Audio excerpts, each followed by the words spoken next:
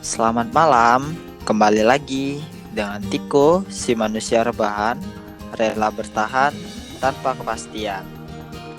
Wih, Nah, mantap. malam ini Tiko ingin cerita. Ceritanya nggak yang melo-melo, nggak yang sedih, tapi cerita ini adalah keresahan yang ada di dalam diri Tiko. Salah satu kota yang ada di Sumatera Selatan. Kota ini dikenal dengan kota pempek. eh Kenapa Tiko ingin cerita? Karena kota ini banyak kenangan nih. Selama 4 tahun Tiko menempuh pendidikan di kota ini. Kabar Palembang gimana nih?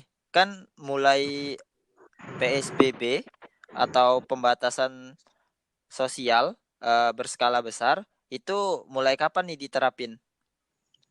Kalau untuk sekarang ini pemerintah memulai PSBB Mm-mm. tanggal 20 hari ini Oh, hari sampai ini. 2 minggu ke Mm. depan. Oh, jadi dari pemerintah Kota Palembang sudah menerapkan PSBB ya. Iya. Nah, ada yang unik nih Hmm. dari Iya. data COVID-19 di Kota Palembang itu aku lihat di Halo Palembang Tanggap angka total konfirmasi meningkat nih. Tadi sore itu 350 dan sekarang aku cek itu 354 gitu. Total yang dirawat sama sih, sama seperti tadi sore 294, total meninggal 7, total sembuh 53 dan tanggal 11 Mei itu total konfirmasi orang yang terkena itu 150, total yang dirawat 112, meninggal 2, sembuh 36. 11 Mei itu belum dilakukannya PSBB dan masih menunggu keputusan dari Menteri Kesehatan Kota Palembang itu untuk PSBB kan. Nah, sebelum dilakukan PSBB situasi Kota Palembang itu gimana? Kalau situasi Palembang pas sebelum PSBB itu eh, banyak yang sepi, Mm-mm. terutama tempat-tempat wisata itu banyak yang sepi, dan juga tempat-tempat umum itu banyak yang ditutup, seperti contoh Iya. kafe, eh, toko-toko yang ada di dalam mall, dan juga pasar di beberapa titik itu banyak yang tutup. Nah, kalau Eh, untuk kita lihat dari sektor nih ya, sektor ekonomi nih, UMKM-nya tuh gimana? Adakah penurunan dari skala apa ya pendapatan contohnya? Atau malah apa ya bisa dibilang tuh atau sama aja sebelum PSBB loh ini. mm-mm.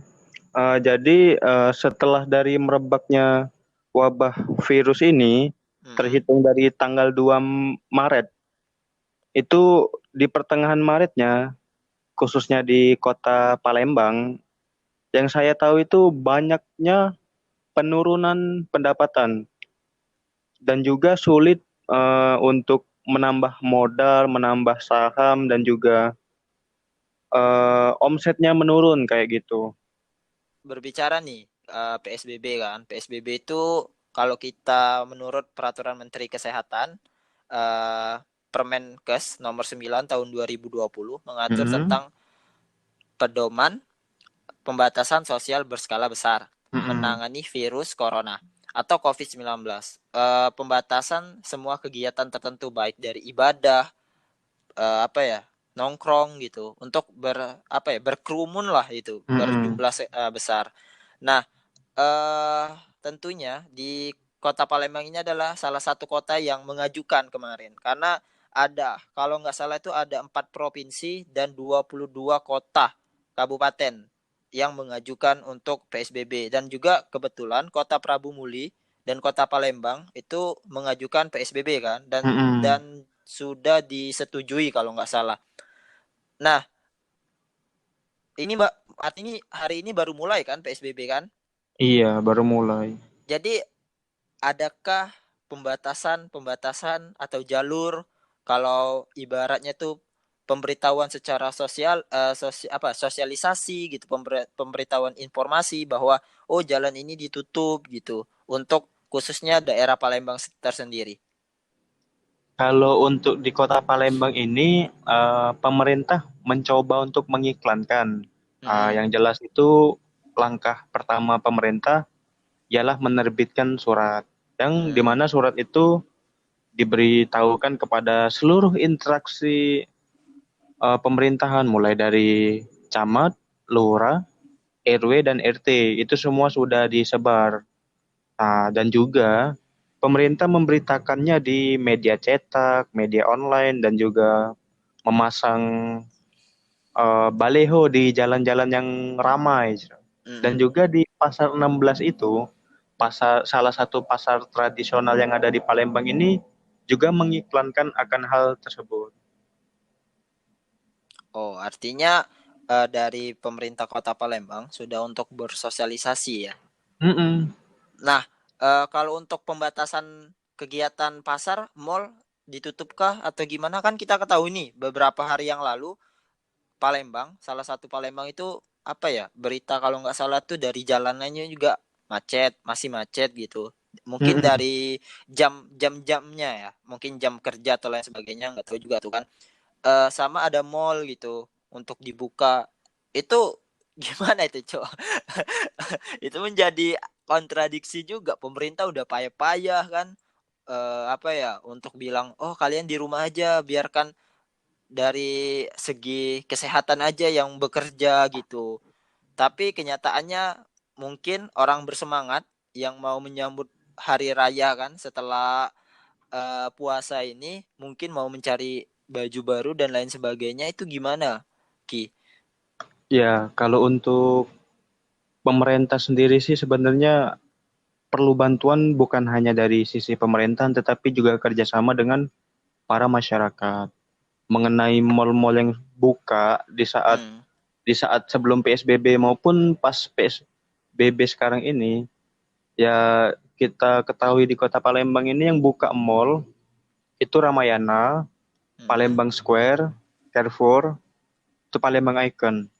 Di Oh, sini jadi buka, tetapi ada masih masih buka ya? iya, Oke. tetapi catatannya mereka ini menutup pintu utama semua. Contoh di Palembang Square itu di PS Hmm. ada 8 pintu utama, tetapi setelah dari corona ini merebak ketika awal April, mereka ini banyak menutup toko-toko yang ada di dalam PS tersebut. Jadi yang dibuka hanya toko-toko ini saja, bahan pokok seperti ikan, bahan sayur-sayuran, dan lain sebagainya. Dan jalur masuk itu hanya satu gerbang, yang dimana sebelumnya itu ada 8 gerbang. Sama seperti mall yang lain juga kayak gitu. Oke. Tapi Jadi masih buka. oke, gini ya. Eh yang namanya kita anjuran pemerintah itu kan yang pertama itu Hmm. cuci tangan gitu kan, pakai Ya, masker, pakai. jaga jarak kan. Nah, tadi apa ya? Mungkin aku yang nggak nangkep gitu. Hmm. Yang di mall tadi itu kan ada 8 pintu loh. Maksudnya Ya, 8 ini apa gerbang. namanya gerbang gitu kan. Dia buka Hmm. satu loh. Hmm.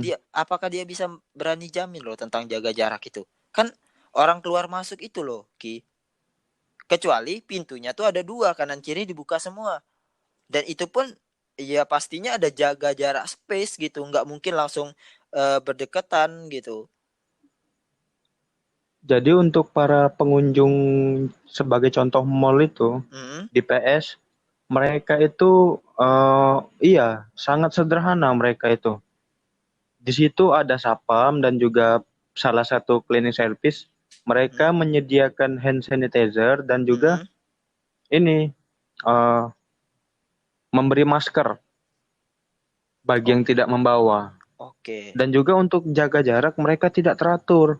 Hmm. Mereka itu ya yang dianjurkan oleh WHO itu kan 1,5 meter ya. Iya, Nah, kalau sekarang ini ya kadang-kadang 5 senti aja kan kayak gitu. Nah, itu jadi polemik kita juga kan, bagaimana untuk sebagai masyarakat tentunya mulai dari diri kita kan untuk apa ya, bisa dibilang tuh bahwa mulai dari diri kita untuk ya bisa dibilang patuhlah terhadap imbauan kan pemerintah. Apa ya? Kalau untuk dari segi ekonomi itu benar-benar terpuruk atau gimana loh? Karena Tiko juga kan nggak tahu nih kondisi Palembang itu gimana untuk bantuan-bantuannya untuk teman-teman yang maaf ngomong tuh untuk rakyat yang tidak mampu gitu. Bantuan dari pemerintah tuh berupa apa, Ki? Biasanya, Ki?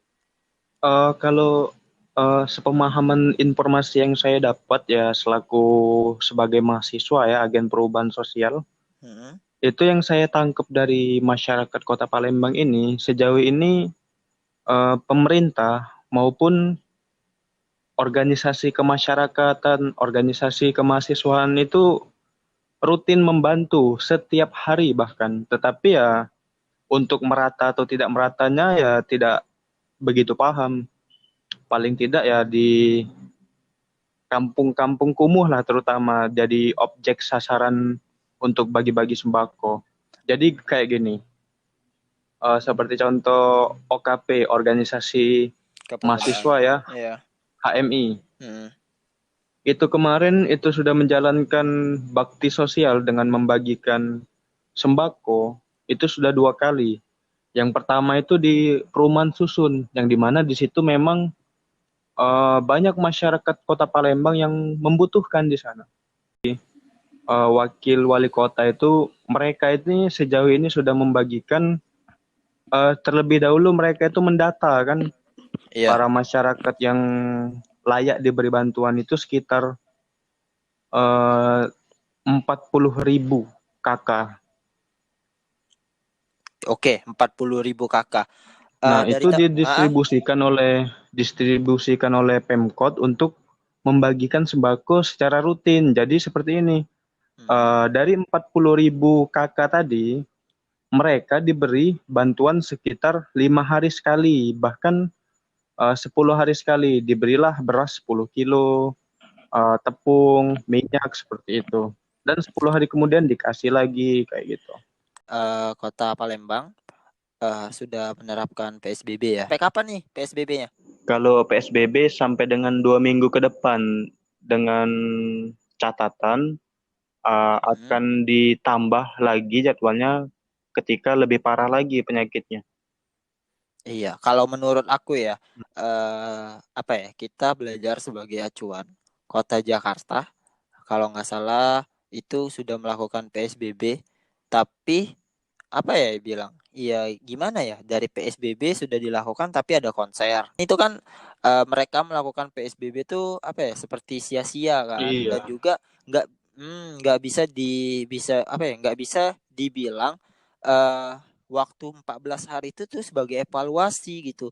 Karena yang namanya virus itu kan butuh proses gitu.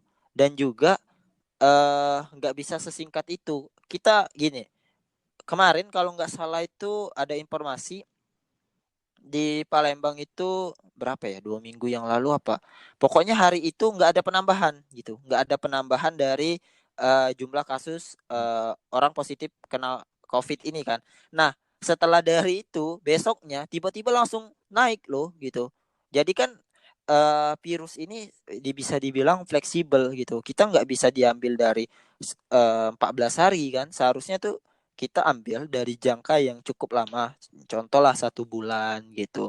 Jadi kita benar-benar bisa evaluasi kan dari tentunya bagaimana masyarakat bisa contoh mendapat makanan yang bergizi gitu, bisa minum vitamin, istirahat yang cukup gitu, berjemur gitu. Karena menurut Tiko, COVID ini apa ya? Imun gitu. Dia balik lagi ke imun kita. Kalau seandainya imun kita kuat, ya insya Allah lah pasti yang namanya eh, apa ya namanya bisa bisa bisa sembuh gitu. Kalau seandainya orang yang terkena COVID ini gitu, dan juga orang yang belum terkena jangan sampai gitu. Bagaimana kita untuk membatasi itu, menjaga gitu, benar-benar safety dalam keselamatan dari kesehatan kita itu. Nah, Balik lagi Hmm. masalah transportasi nih. Mm-mm. Tadi belum kesenggol ketika sudah PSBB itu yang untuk penggunaan tranmusi dan lain sebagainya dan orang-orang kayak Grab gitu kan biasanya ada batasan-batasan kan. Kalau mengenai transportasi online selama penerapan PSBB ini, saya juga dikit mendapatkan informasi, tetapi dapat kabar dari orang lain itu kalau sistemnya ini sama seperti kota-kota yang sudah melaksanakan PSBB, contoh seperti di Jakarta. Transportasi online seperti Grab dan Gojek online ini kan mereka nantinya ketika PSBB ini berlanjut dengan ini tegas pemerintah, mereka tidak boleh lagi membawa penumpang. Jadi mereka ini bekerja hanya untuk kurir barang ataupun memesan-memesan makanan kayak gitu. Ada pesan dan kesan untuk masyarakat Kota Palembang? eh Banyak. Apa? Yang pertama kita harus berpikir bahwa hikmah dari adanya COVID-19 ini, yang pertama itu Mm-mm. kita meyakini bahwa ujian ini ujian bersama, yang dimana kita ini Oke. sebagai makhluk sosial, makhluk ciptaan Tuhan, itu harus merasakan bagaimana caranya menghadapi situasi yang sulit seperti ini. Karena semua orang Hmm. terpukul adanya COVID-19. Seperti contoh pendidikan bagi mereka yang sudah tamat SMA, tamat kuliah, mereka ini kesulitan dalam hal wisuda, perpisahan, dan lain sebagainya. Pendaftaran kuliah, pendaftaran masuk SMA mungkin, seperti itu. Dan juga para pekerja banyak yang di PHK. Jadi kita dituntut sebagai makhluk sosial dan juga makhluk ciptaan Tuhan untuk mengetahui bahwa cobaan ini cobaan bersama, jadi banyak bersabar, banyak ujian yang lebih besar daripada dalam hidup kita. Itu yang pertama. Untuk yang Oke. kedua, itu kita dianjurkan untuk bersih-bersih. Coba kita bayangkan, kalau andaikan corona ini tidak ada, banyak di daerah-daerah Indonesia, terutama kota Palembang, kampung-kampung kumuh, itu mereka sangat jorok dan kotor. Nah, sedangkan ketika adanya corona ini, mereka mulai banyak perhatian kepada kebersihan. Cuci tangan pakai sabun, pakai masker, dan juga menjaga kesehatan lebih rutin, kayak gitu. Dan juga untuk aturan dari pemerintah itu tolong diterapkan, dijalankan, dan dipatuhi. Karena pemerintah ini sudah sangat baik mengenai aturan-aturan yang ada dan juga bantuan-bantuan yang sudah diberikan. Itu tinggal kita jalankan bersama-sama. Seperti itu. Oke. Sebelum aku closing nih, boleh supaya teman-teman tuh lebih akrab, lebih mengenal si Dwiki. Ya, kalau untuk media sosial itu saya punya Facebook dengan nama Hmm. Dwiki Dewa Tirta dan juga Instagram itu Hmm. namanya Dwiki Alfairus. Thank you banget ini Ki udah mau nemenin cerita podcast kita malam ini. Ya, sama-sama Bang Semoga Tiko. apa yang kita apa ya sharingkan bisa Bermanfaat. didengarkan. Iya, benar, didengarkan dan bermanfaat untuk ya setidaknya apa ya langkah awal lah untuk supaya Kota Palembang ini lebih baik lagi gitu. Amin.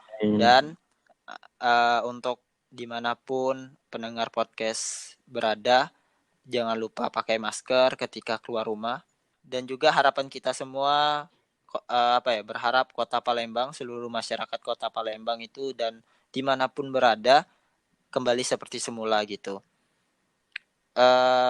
Sekali lagi, thank you banget Ki sudah apa ya cerita dan juga jangan lupa untuk teman-teman follow Tiko si manusia rebahan rela bertahan tanpa kepastian Sampai jumpa lagi di cerita berikutnya. Selamat malam.